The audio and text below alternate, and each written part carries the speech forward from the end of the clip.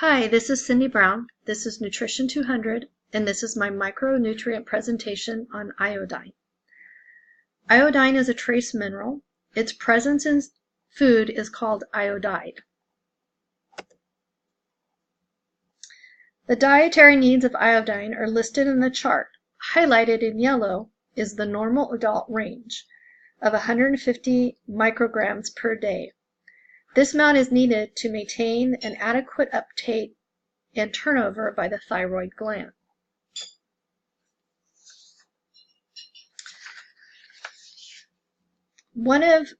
Iodine is one of the heaviest essential mineral nutrients, and it is responsible for the synthesis of thyroid hormones, labeled as T4 and T3.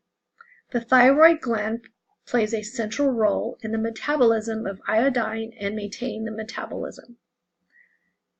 The thyroid hormone is responsible for vital cellular activity, respiration, circulation, as measured by the basal energy, which also includes the macronutrient energy expenditure. It's responsible for brain, nervous system development, and the overall growth. Most of the iodine present in foods is in the form of iodate and iodides. It is absorbed in the small intestine, and then it's transported to the thyroid gland. The thyroid gland actively accumulates iodine, trapping it to support the thyroid hormone synthesis, and the excess iodine is excreted primarily via the kidneys into the urine. This diagram walks you through how iodine is converted from the small intestine to the thyroid gland to the production of T4 and T3 hormones. The iodine trapping is the first step to the metabolism of iodine. The second step is the synthesis and secretion of thyroglobin, which is thyroglobin, and the third step is the oxidation of iodide, and then into the bloodstream with the T4 and T3 hormones. The thyroid gland secretes 80 micrograms of iodine in the form of T4, T3 per day.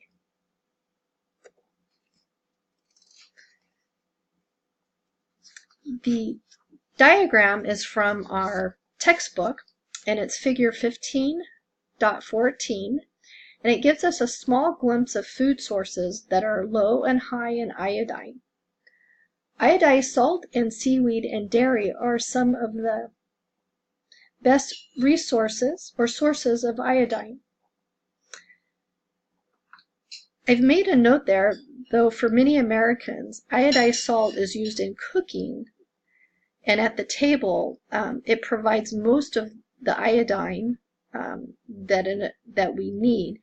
If you look at the amount of iodine per gram, it's a lot. So 76 micrograms of iodine per gram of salt, which is equivalent to half a teaspoon, is the recommended daily level of iodine for an adult.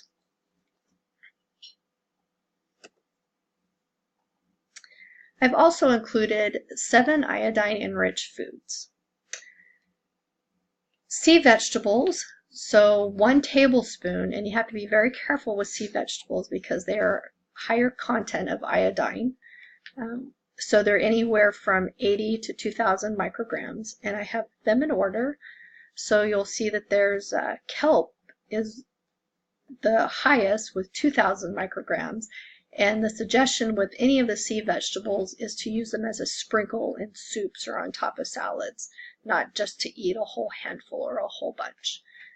Cranberries are very high in iodine. 4 ounces is 400 micrograms.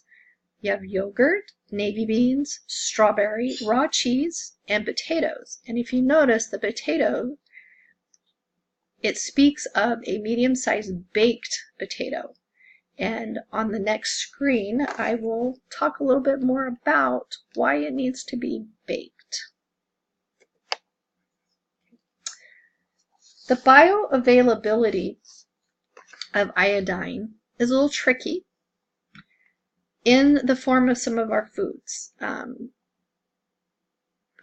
We did show that dairy is a great source of iodine. It's not the dairy product itself, it's how the cattle are fed, and the sanitizing solutions that are used in dairy processing, how the iodine is added to the dairy, which makes dairy a great source. Breads are the same way.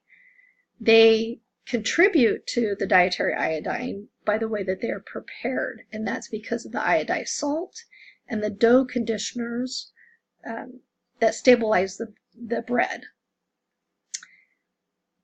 Going back to talking about the baked potato, if you notice that there are some iodine, or iodine is decreased by certain foods, and what is in those foods is called goitrogens, and those are found in raw vegetables such as turnip, cabbage, Brussels sprouts, cauliflower, broccoli, rutabagas, and potatoes.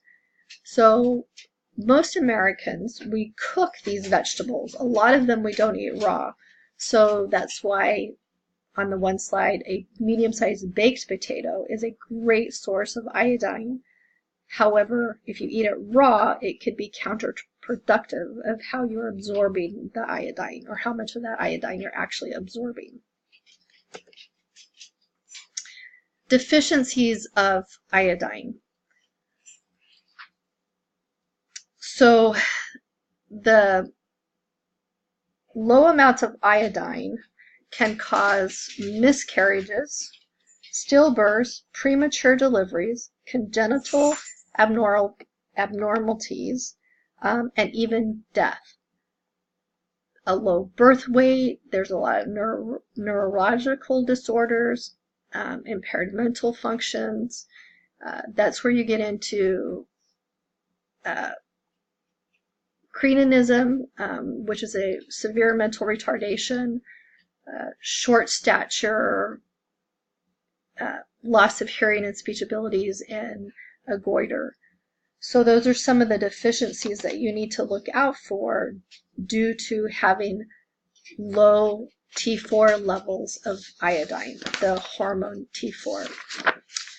With toxicity, you could have, so with excess of iodine, and the upper limit is set to 1100 micrograms per day for an adult man or woman to prevent health-related risk.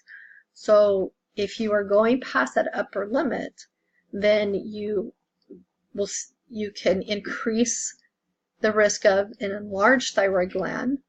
You could decrease the thyroid hormone synthesis, which are creating those T4 and T3 hormones. Hyperthyroidism, which is the most common result of iodine toxicity, which is sudden loss of weight, rapid heartbeat, nervousness, sweating, irritability, and then you also increase autoimmune thyroid disease and thyroid cancer. Some more signs and symptoms of iodine deficiency are fatigue, puffy face, thinning hair, constipation, muscle weakness, elevated blood cholesterol levels, pain or stiffness in the muscle joints, slowed heart rate, weight gain, poor memory, depression, and heavy to normal menstrual cycles for women. So if you are feeling any of these, it doesn't mean you need to go to the doctor and make sure that your iodine levels are checked. Things that I didn't know, or things that I learned from doing this presentation, is that in the Western world, this once used to be a rare problem, but now it's increasing in North America, and some of it is due to the lack of minerals in the soil due to modern agriculture practices, that have robbed the soil of the natural mineral levels. So they're low, the soil is low in iodine, so it's not getting into our foods naturally. And certain raw vegetables that counteract the bioavailability of iodine and absorption, and cooking them is better. And one for me that I was surprised with is cabbage, because I actually don't necessarily cook cabbage. I will chop it up and put it in a chopped salad. So I would like to do some more research on that to see what the amount and the levels are that would be counterproductive of that bioavailability. And also, a deficiency in iodine can actually cause your organs not to be able to detoxify, which can lead to organ failure. That one was, it didn't surprise me, but that kind of, the light bulb went on, and now I want to pay more attention to how much iodine is actually in my diet and if I'm really deficient in it. And then also something that a lot of people, they know but don't know, the elemental iodine can be used as a disinfectant. So not the one that we necessarily, the non-element is the one that we absorb, but the chemical iodine we can actually use as a disinfectant.